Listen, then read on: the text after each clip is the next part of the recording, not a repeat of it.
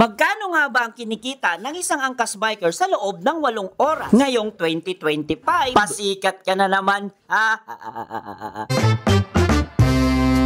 Alas 10 ng umaga na nga na nagsimula akong bumiyahe. Alas 10 din nagsimula ang booking ko. Pasikat. Shower cup po? First booking noy, SM City Fairview going to Quezon City General Hospital. Binigyan ko na kaagad ng shower cup si ma'am. Tapos yung pangmalakasang helmet natin at ako na rin nagsuot kay ma'am para mapabilis. Pagkasakay ni ma'am, agad ko siyang tinanong kung okay na ba siya. Okay na naman.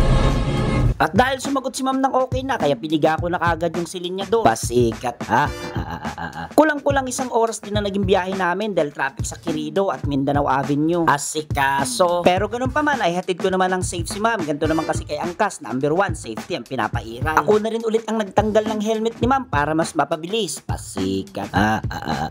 175 lang ang fare, ginawa ni ma'am na 200. Maraming salamat sa iyo ma'am kasi ang ganda daw ng serbisyo ko. Pasikat.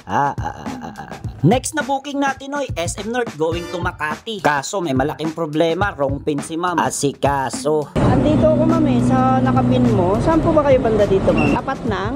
Ibig sabihin ma'am, nasa the block ka, wala ka sa annex. Tumagal ng 6 na minuto ang paghahanapan namin ni ma'am sa isa't isa. Dahil ang pin niya SM North Annex pero nandito pala siya sa SM North. Asikaso. At may mga nakakilala pa nga sa atin dito at nanghingi ng sticker, binigyan ko muna. Dahil followers ko daw siya. Pasikat ka noy Pinasakay ko na kaagad si ma'am para makaalis na kami at sayang yung oras. Pagkasakay ni ma'am, tinanong ko lang kung okay na siya tapos bakbak na ulit. Pasikat Mabilis lang laging biyahe, walang ka-traffic kaya nandito na kaagad kami sa drop pin ni ma'am. Inalalayan ko kaagad si ma'am sa pagbaba kasi umaambon-ambon na. Asikaso. Thank you po. Next na booking noy, Makati to Diliman, nagkakahalaga ng 117. Pinasakay ko na kagad si ma'am sa motor at baka masakay pa ng iba. Pasikat Sabay tanong kung okay ka na ba ma'am. Nung sumagot si ma'am na okay na, tara na kagad ma'am, pigain na natin yung silinyador. Mabilis lang ang biyahe, nandito na kagad kami sa Diliman. Mga alas 12 na lang tanghali to. Sa loob ng 2 oras, kumita na tayo ng 517 pesos. Pasikat ka na naman. Kaway kayo ma'am sa camera ko ma'am, naka-vlog ako nag-vlog ako.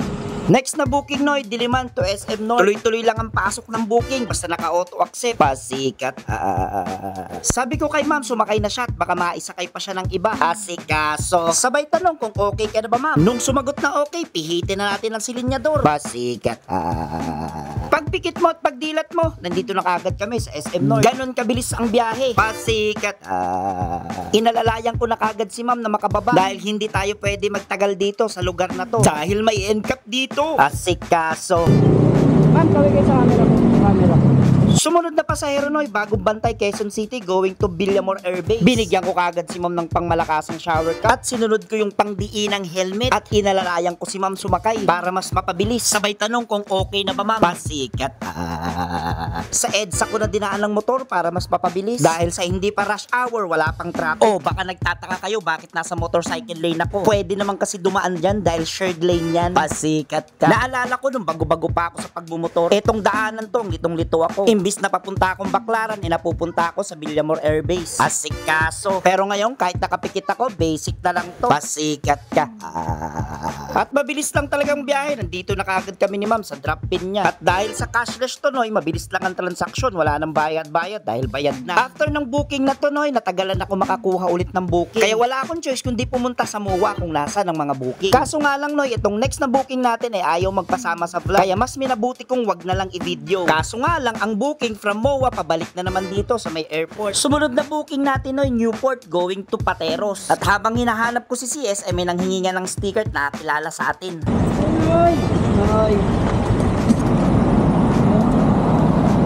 Okay na po? Sige noy.